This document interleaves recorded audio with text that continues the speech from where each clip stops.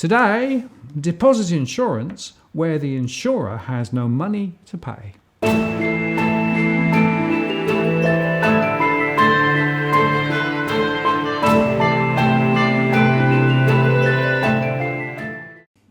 Martin North, John Adams, in the interest of the people.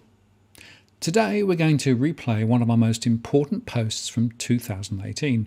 This show was originally recorded for the DFA channel, so it has the old layouts, but the content is as up to date as ever, other than the value of deposits has risen, and so has the total outstanding debt.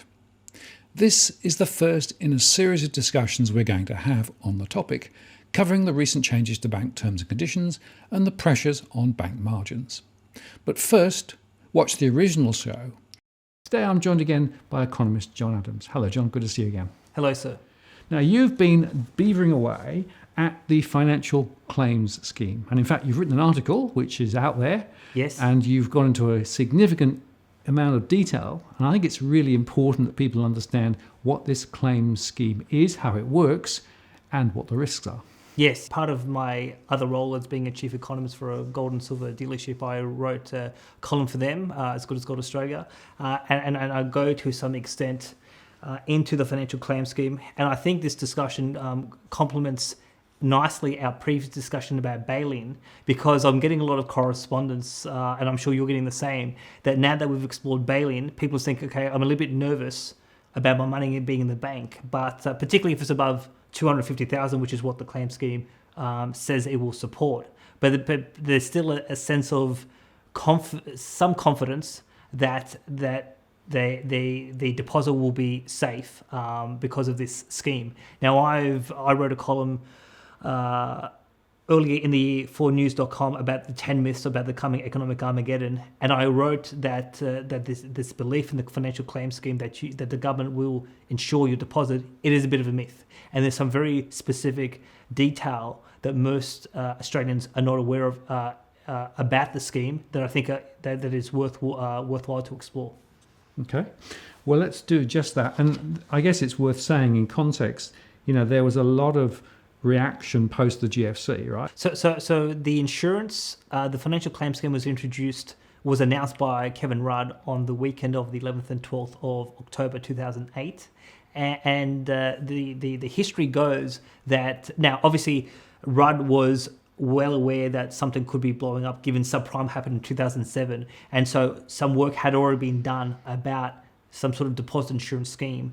But on this weekend of the 11th and 12th, there was this rumour going around that a run on the banks was going to happen on the Monday, on the 13th of October 2008. And therefore they announced that deposits were going to be insured, and they obviously put the detail on the table. And the purpose of the announcement was to give confidence to people that they should be keeping their money in the bank, not to have a bank run on the Monday, because if there was a bank run, then there would have been a massive issue with liquidity among the banks, particularly the Big Four. And the Big Four were already facing liquidity issues given what was happening in the international credit market. And a bank run, kind of like what happened with Mary Poppins when Michael and Jane were in the bank. Had that happened on the 13th of October 2008, that would have exacerbated the liquidity issues, and it could have led to one of the banks potentially falling over. So this was, in effect, a mechanism to restore confidence, to say don't pull your money out of the bank. And the government was successful in that because people were reassured that if they kept their money in the system, that the system would protect their money. And it's worth saying that other players around the world, for example in the UK and in Ireland, had previously implemented the same sort of scheme, right? Yeah. In fact, we were late to the party Yes. relative to some of the other players. Yes. And in fact, I was in the UK at the time that things really went bad, right? And I heard the announcements in the UK, came back to Australia, and there were no such insurance plays in place. And then a couple of weeks later, they appeared. Sure. So before we go into the financial claim scheme, so can I just ask you, when it comes to Northern Rock, now there was a run on Northern Rock in the UK, even though the BBC was saying everything was fine. And I think from memory, the assurances given on the BBC actually made everyone saying, Oh no! Like the fact that BBC is saying it means that there's actually an issue. So it actually was counterintuitive, and then that actually precipitated the run. So I guess the question is: was there deposit insurance in the UK before Northern Rock? No, there wasn't really. So the way it worked was that there was an initial run on Northern Rock at the point when the government said that they would actually guarantee Northern Rock. Right. Okay. And so that announcement, rather than it being seen as something really positive, right, basically created the problem in the first place. Right? And in fact, there's a wonderful clip still available on YouTube where the BBC guy is saying, don't see there's any issue, he was actually their chief finance correspondent at the time, right? And in fact, that very quote then triggered more people the following day to form queues outside Northern Rock to try and move their money. So before we get into the detail, so why was it that when Australia said your deposit is safe, Australians bought it, whereas when it was said in the UK, people didn't buy it? No. The difference was that the first thing the UK government did was to guarantee money to Northern Rock. Right. Not guarantee deposits. I see. So it was basically a liquidity injection. Right? Okay, yeah. 6 hours now, they've been told their money is absolutely safe. The Bank of England would not have lent us any money if we were in an unstable financial position. It's as simple as that. They would not. But have at taken branches right across the country, Northern Rock customers have been queuing for hours to take their money out. Everyone from the Bank of England to the Chancellor has been telling them that there's no threat to their savings. But that doesn't appear to have made any impression. The Chancellor has said, don't panic. So did the captain of the Titanic. That went down. I'm not panicking, I'm being totally rational. I'm just moving my money somewhere else. This is also a crisis for internet banking. Miranda Hall has been trying and failing to get access to her Northern Rock online account since Thursday evening. The bank says its website is now working a bit better, but this customer is having second thoughts about banking online. I have no means, absolutely no means at this moment in time of accessing my money. And that, for me, is an uncomfortable place to be. Very uncomfortable, actually. So what exactly is happening to Northern Rock's deposits? There's £5.6 billion in branch accounts, about £4 billion on the internet, and nearly £10 billion in postal accounts. By last night, around £250 million had been withdrawn from branches, with £750 million gone from online accounts. More withdrawals will be arriving in the post, and of course a lot more money has gone out today. But even in the unlikely event that everyone withdrew their cash, the Bank of England's money should be enough to keep Northern Rock afloat. And tonight the Chancellor weighed in with more assurance. I appreciate there have been difficulties with the queues and with the internet simply because they're not used to dealing with this volume of business in the normal run of events. But the point is, if people want to get their money out, it's there because it is backed by the Bank of England. I authorise the Bank of England to provide that support because I think it's important that we should maintain the stability of our banking system. So that was not misinterpreted, but that was read by people as saying, the government may say it's safe, but we're not sure. I see. Right? So then subsequently, Ireland and the UK both then announced unlimited deposit insurance because they were concerned of the contagion that could spread beyond Northern Rock and elsewhere. And of course, at that time, other banks around the world were falling like flies and everybody was really nervous about the financial system. Sure. So effectively, then became a need to insure deposits. Yeah. Right. Excellent.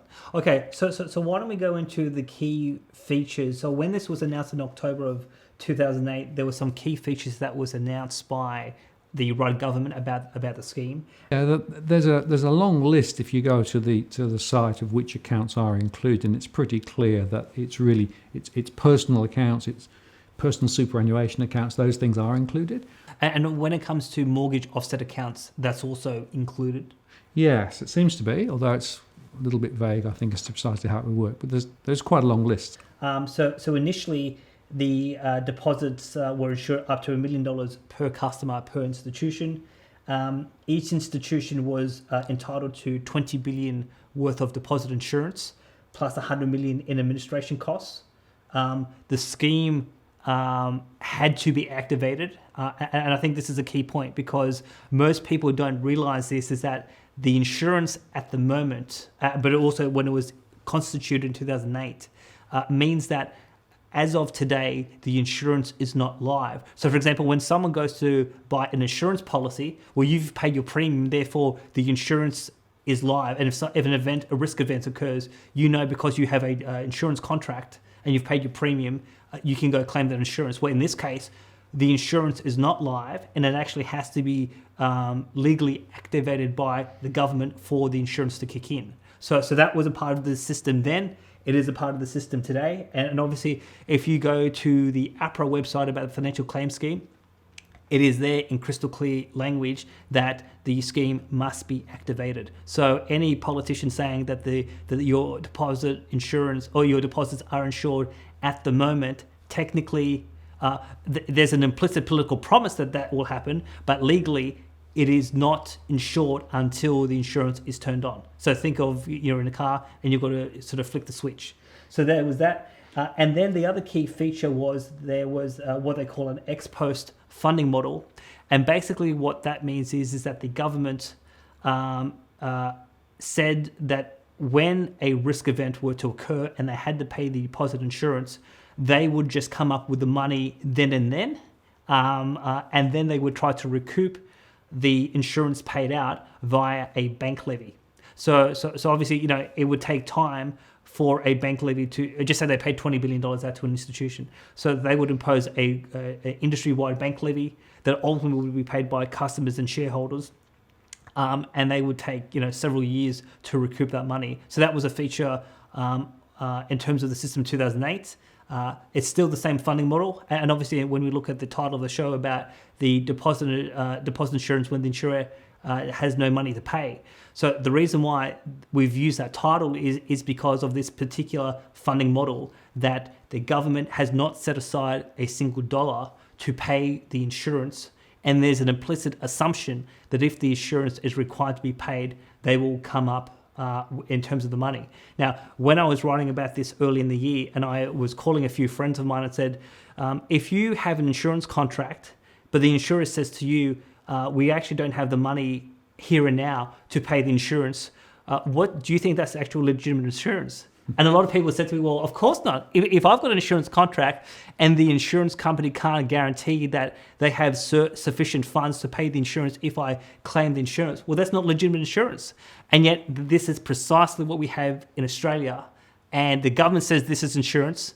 But for me, this is not insurance because the government has no money set aside in a pool of funds that it can draw upon to pay the insurance when and if required. So there's a bit of a backstory about this funding model, and there was some criticism in 2012 by the IMF about the Australian approach, and we'll get into that shortly. And I guess it's worth saying that, you know, this sort of scheme probably worked in an isolated failure scenario, right? Yes. Particularly if it's a small bank, right?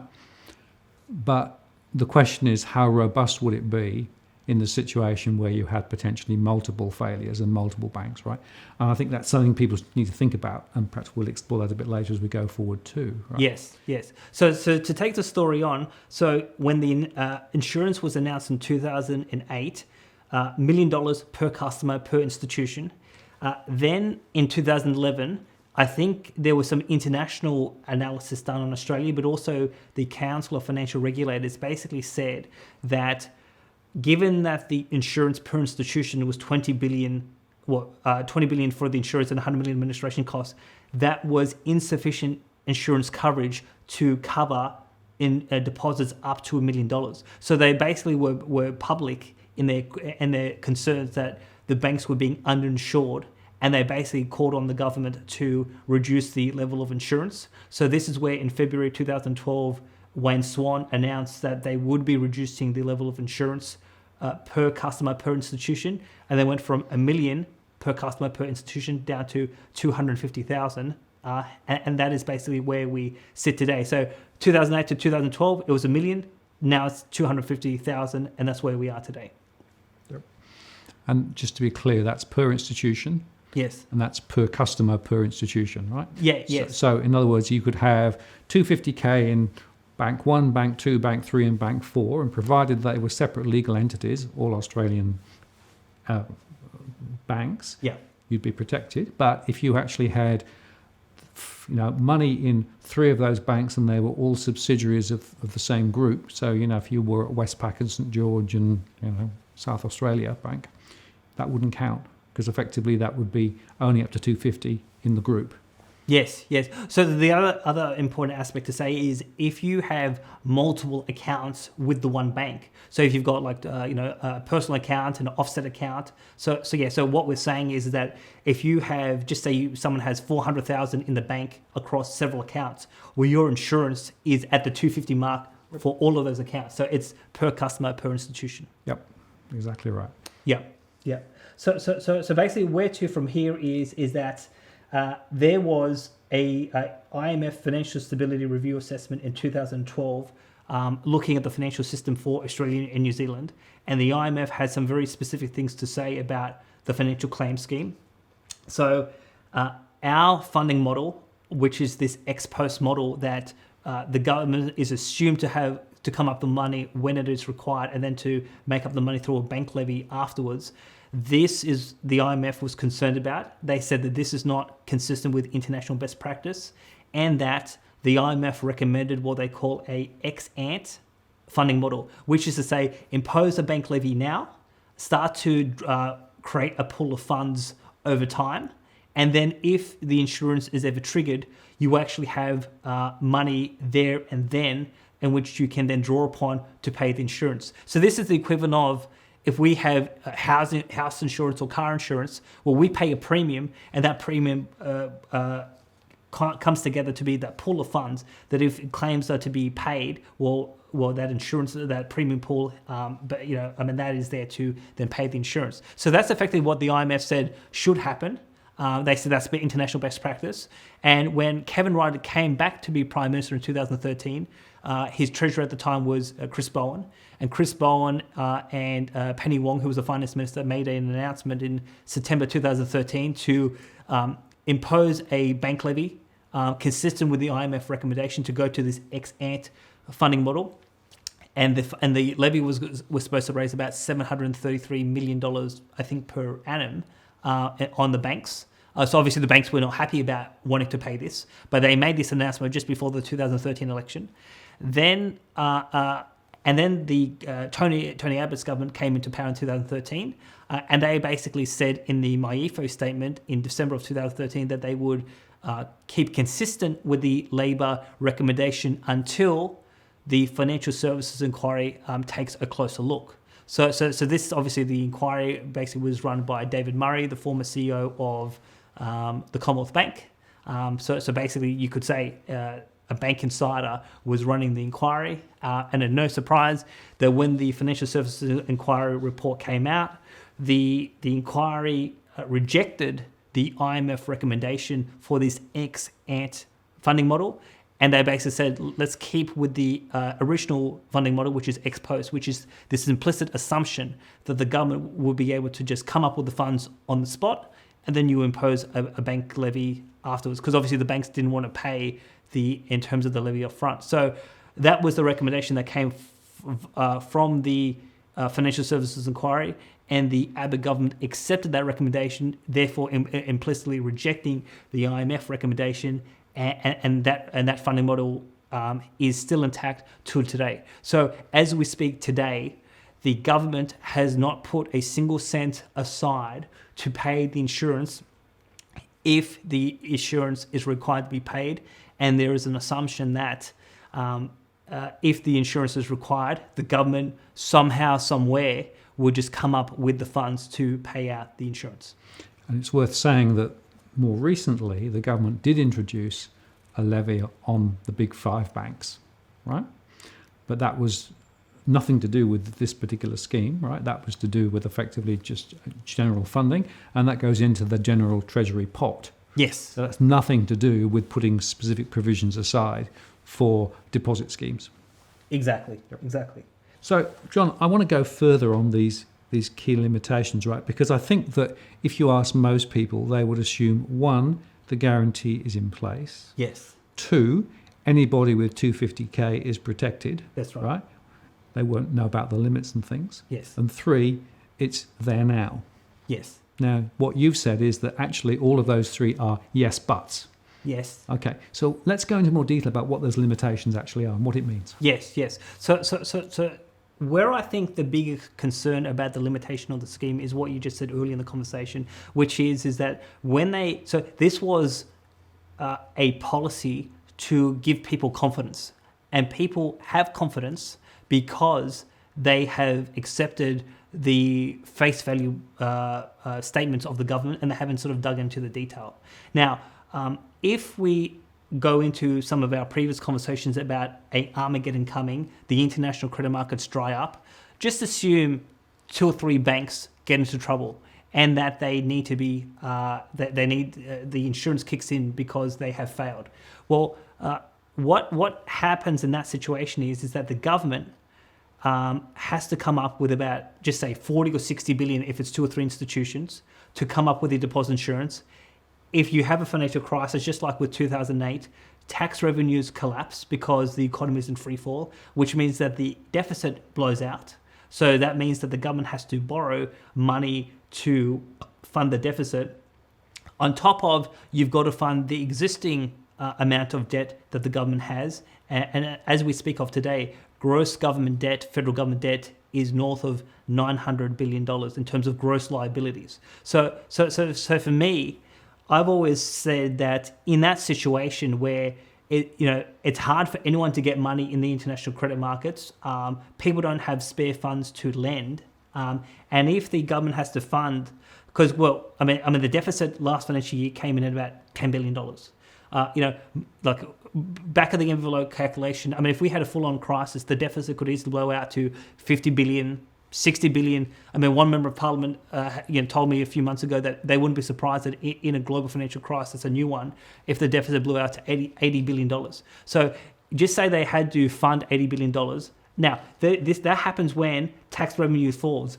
If there is to say, well, we will actually come up with a new stimulus package that could actually add to the deficit. So tax revenue falls, deficit of 60 billion. New stimulus package, another 10, 20 billion, could be $80, $100 billion deficit. Plus, if you're going to come up with 40 or 60 billion to pay deposit insurance, well, where do you get that money? And I think that in that situation of, a dire financial situation, 2 or 3 institutions have failed, I am very skeptical that the government will be able to borrow the money in that situation. So I think that's a big limitation that the policymakers hasn't thought through. What happens not if one institution fails, but if multiple, and what happens if this happens in a financial crisis where the deficits, the tax revenues in free fall, the deficit's blown out, and the international credit markets have dried up, and it's actually hard to borrow.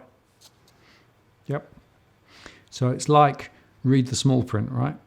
Because it's not necessarily as advertised.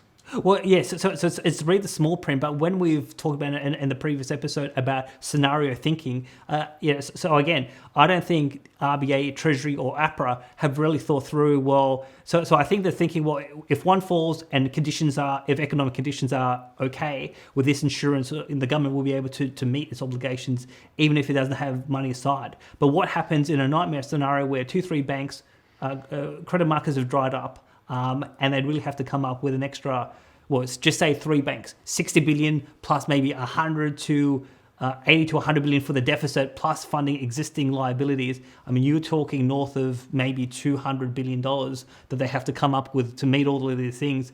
And the question is, where does that come up? But what I think they will do is ultimately they will sacrifice the dollar. Okay, John, so we've talked about the scheme itself, but now we should consider the risks attached to it. So yes, I think there's a few risks. The first risk for me is whether or not the financial scheme becomes activated.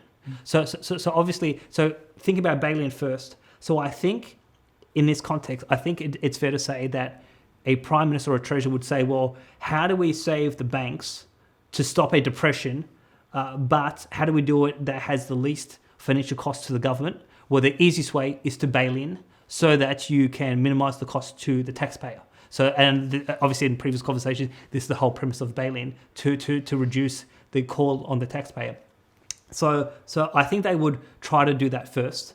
They may then try to nationalize, if they must nationalize the banks. But then even if because the financial claims scheme is the last option. So once everything has failed to work, if an institution does fail, well then they have to come up in terms of the 20 billion. So now once you've gone through those various steps of bail-in, nationalisation, and then you get to do you actually and the institution has failed, do you pay the insurance? Do you not pay the insurance? Well, there's a political judgment that has to be made there.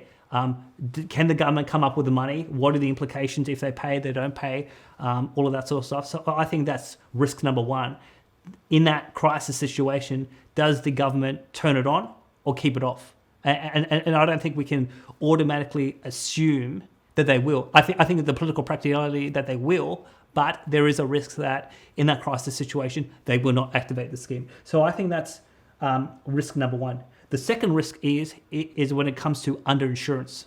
So the level of, this is according to the budget papers, in 2012, in February 2012, $623 billion of deposits was covered under the scheme. As of December of 2017, that number grew to $890 billion. The level of deposits that are covered under the scheme has grown by 260 billion, and yet the level of insurance per institution hasn't changed. And so the question for me is that particularly with the big four banks that hold about 78 to 80% of all the deposits, which is personal and commercial, if one of the big four falls and you add up all the claims for the deposit insurance, is that going to be up to 20 billion or is that going to be more?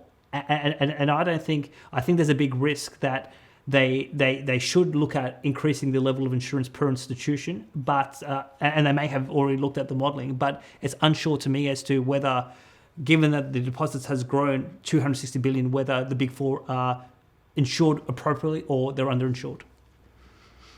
Well, the fact that the value has gone up, but the insurance cover hasn't gone up, tells you something, doesn't it? Yeah.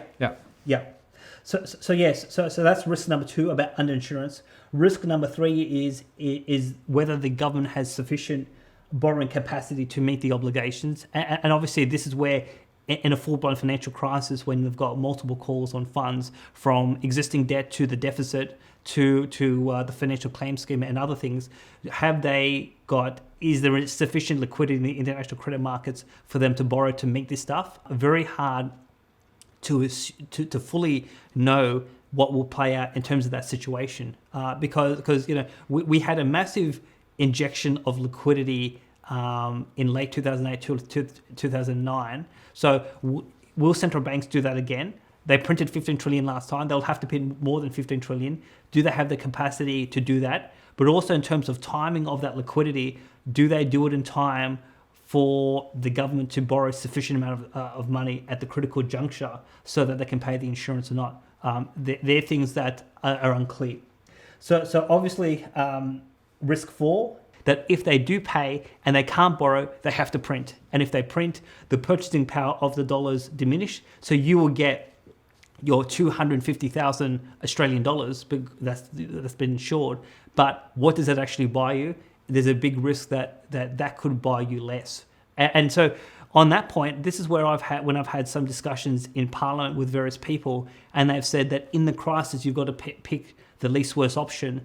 And the least worst option, which we've talked about previously, is the time frame, short-term versus medium-term. Well, the politicians and the advisors want to extinguish a short-term crisis. And they've said if we have to sacrifice the dollar to overcome these short-term crisis conditions, we will worry about inflation and the value of the dollar later on. So if in this crisis situation they've got to print, the exchange rate could fall, the value of the dollar could fall, and obviously you get your 250, but what does it actually buy you? I think that's a big risk. And then obviously the fifth risk is that will they, because if the obligations are so extreme on the taxpayer, do they trigger bail-in to reduce the financial exposure of the government? Obviously, the government continues to say, and we got some fresh correspondence today, that bail-in is not on the table. We've gone through the details to say that, no, we think that bail-in potentially could be on the table. And it could well be that in order to reduce the financial liabilities of the government in this crisis situation, they could use bail-in so that they can reduce the overall bill to the taxpayer. Well, the truth is that bail-in will be used before the bank falls over, right? That's the whole point. So you try not to allow the bank to fall over, in which case the deposit insurance scheme wouldn't need to be activated. Yeah. So you can almost see them making a trade-off. Yes. Right. Yeah. So I think that's the basic elements of the financial claims scheme. There are some risks, there are some limitations. I don't think policymakers, particularly in Parliament, have fully explored how this scheme will work in various scenarios. So I think it's fair to say to people, you've got your money in the bank. A lot of people have got the money in the bank on the presumption that there is a level of insurance. We're not saying that automatically the insurance will not be paid, but there's clearly conditions in which it may not be paid, or if it is paid, you will be paid in dollars that are worth less than what it is today. So there are some risks that are involved in the scheme, and obviously when people make their financial planning decisions, they've got to consider those risks and limitations in how they allocate their capital. Sure. And it's interesting, if you look in the documentation from the deposit accounts, they all mention the fact they've got the financial claims scheme backing. Yes. So from a marketing perspective, right, the banks are using the fact that backstop exists. Yes. And what we've shown is, well, it does exist, but there are a few question marks around it that people should be aware of. Yes. And I'm assuming, and correct me if I'm wrong here, the banks aren't explicitly saying, hey, there is this promise, but it actually isn't turned on yet. They never say it's not turned on yet. They just say that this particular account is subject to, the financial claims scheme. So they tend to spin it positively, shall I say. Typical bank behaviour. John, I appreciate your time. Thank you very much. Thank you very much.